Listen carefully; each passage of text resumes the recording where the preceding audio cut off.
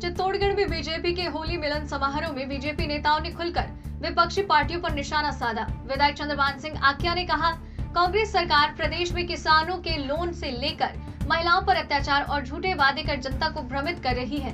Rape के मामले में राजस्थान इंडिया में नंबर 1 पर है। वहीं उन्होंने राजस्थान के बिगडेल कानून व्यवस्था को लेकर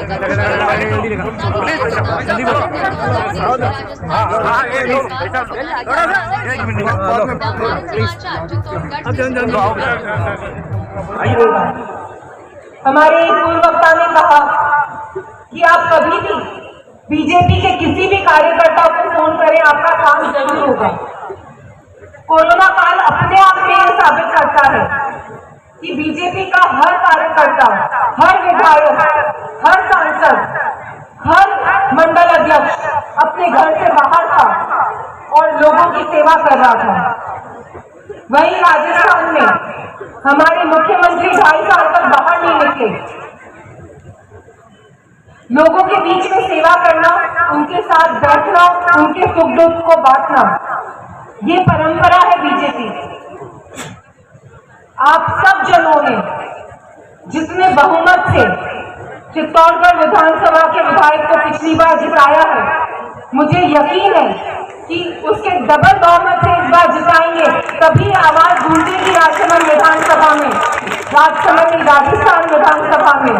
आदर है राजसमंद की तो राजस्थान विधानसभा में कि इस प्रदेश का हर जना कांग्रेस सरकार से प्रताड़ित है।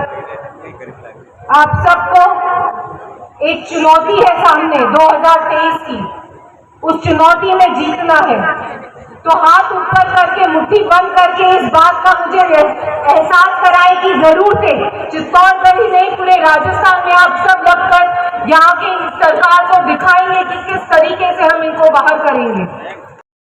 होली मिलन समारोह आज, जिसके अंदर आप देख सकते हैं राजेंद्र सिंह जी के नेतृत्व में जिस तरह से ये समारोह समापन हुआ, और उसमें देख सकते हैं कि आगामी इस समय में जो बीजेपी सरकार द्वारा जो अपनी तैयारी और रणनीति है वो कहीं ना कहीं वास्तविकता में जनता को राहत भी पहुंचाएगी, और इनका जो आश्वस्त है कि महिलाओं को लेकर जिस तरह से सुरक्षा में कमी थी, उस कमी को भी पूरा किया जाएगा।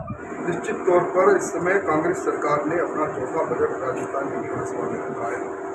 बजट में जितनी भी घोषणाएं की सारी कपोल करके साबित पिछले बजट में हुई है, इस बजट में भी होती है। राजस्थान सरकार हर मोर्चे पर विफल रही है और अब समय का इंतजार है। चुनाव जब कभी भी होगी, राजस्थान में भी वही योगी और मोदी जी का बुलडोजर जिस तरह घूमेगा, और राजस्थान में भी कांग्रेस मुश्किल होगी।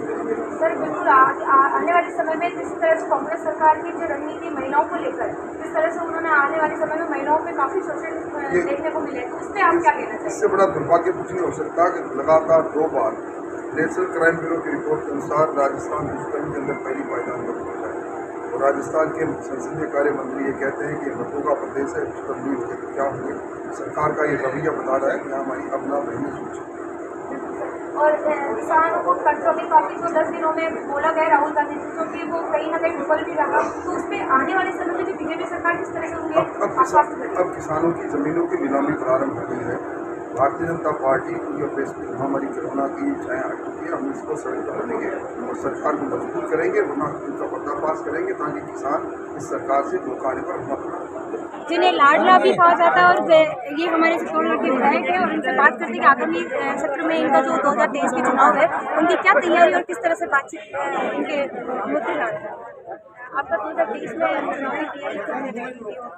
भारतीय जनता पार्टी को तैयारी करने की जरूरत नहीं है। भारतीय जनता पार्टी 5 साल जनता की सेवा करता है, जनता के प्रति है, इसलिए कोई हमारा कोई चुनाव का प्रचार प्रसार करने का ऐसा कोई नहीं है। हम एट ए टाइम भारतीय जनता पार्टी का कार्यकर्ता मोदी जी और योगी जी के कारण, और उन्होंने पूरे देश में अच्छा काम किया है। अभी जो केंद्र सरकार काम करी बहुत अच्छा काम किया। अभी मोदी जी और योगी जी की वजह से हम यूपी जीते हैं, और उत्तराखंड जीते हैं, मणिपुर जीते हैं, गोवा जीते हैं, और पूरे देश में भारतीय जनता पार्टी के प्रति अच्छा माहौल है। 2023 और भारतीय जनता पार्टी यहाँ से चित्तौड़गढ़ जिले से 5 सीटें जीतेगी, और हम भी यहाँ से विधानसभा अच्छे वोटों से जीतेंगे, और राजस्थान में कम से कम 180-185 सीटें भारतीय जनता पार्टी।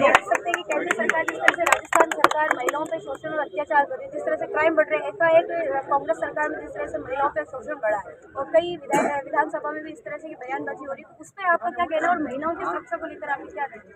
भारतीय जनता पार्टी वास्तव में जब भी सरकार बनी है, देश में बनी, यहाँ बनी है, अब आप यूपी के इसका उदाहरण देख सकते हो, महिलाओं को सुरक्षा कैसे करती है। क्योंकि कांग्रेस में महिलाओं को सुरक्षित नहीं है, आम आदमी सुरक्षित नहीं है, आए दिन चोरियां हो रही है, जिसमें भ्रष्टाचार, व्यभिचार, हर तरह के जो हैं वो सभी सरकार में हो रहे हैं। सरकार को बहुत बुरा भुगतना पड़ेगा और आने वाले दिनों में सरकार एक छोटी अल्टो में बैठ के आए, इतनी विधायक की जाए तो बहुत बड़ी बात है। और यूपी में देखा जाए जिस तरह से योगी जी महिलाओं पर लेकर जिस तरह से रोजगार पर भी उन्होंने उन्नति की और कई ऐसे प्रोजेक्ट भी उतारे हैं जिन पे बीजेपी एकाएक अपनी सत्ता हासिल की है। तो ऑब्वियसली अपने राजस्थान में भी जिस तरह से बीजेपी एकाएक 2023 सत्र की चुनाव की जो तैयारी कर रही है, उस पर आने वाले समय में जो इस तरह से किसानों को एकाएक जहाँ पे उनके कर्ज माफी करने की जो राहुल जी की जो रणनीति थी उस पर नहीं करके अब अपने बीजेपी सरकार उस पर किस तरह से कांग्रेस ये किसानों को सहयोग देगी?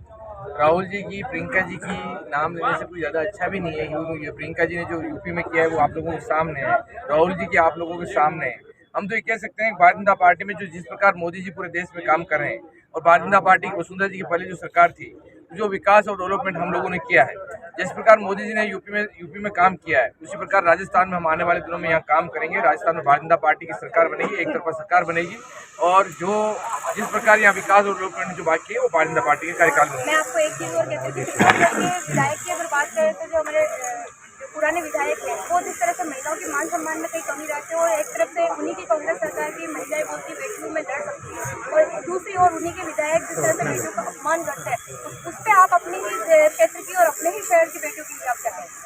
प्रियंका जी ने यूपी में खूब कहा है मैं बेटी हूँ, लड़ सकती हूँ, सब है, पर यूपी में क्या हुआ वो अपना सामने है। जिस प्रकार के यहाँ के हारे हुए विधायक हो, यहाँ के जीते हुए विधायक हो, जिस प्रकार जो कर रहे हैं, यहाँ के भ्रष्टाचार हो, लूट खसोट हो, बदमाशी हो, गुंडागर्दी हो, उन सबसे चारा पाने के लिए जनता आने वाले दिनों में भारतीय जनता पार्टी को पैर में पैर भेजने की बेटी एक भारतीय जनता पार्टी की हम सरकार बनाए। कब यहाँ वोट पड़े और वोटों की पेटी में इतने बटन दबा के इतना वोट देते भारतीय जनता पार्टी को कि मतलब इतना बहुमत से भारतीय जनता पार्टी आएगी। मैं आपको सोच भी सकता हूँ इतने वोटों से यहाँ के 5 विधायक जीतेंगे। राजस्थान में कम से कम 180-90 विधायक भारतीय जनता पार्टी के बनेंगे। 2023 जिंदाबाद, हमारे विधायक साहब मंत्री बनेंगे, होम मिनिस्टर।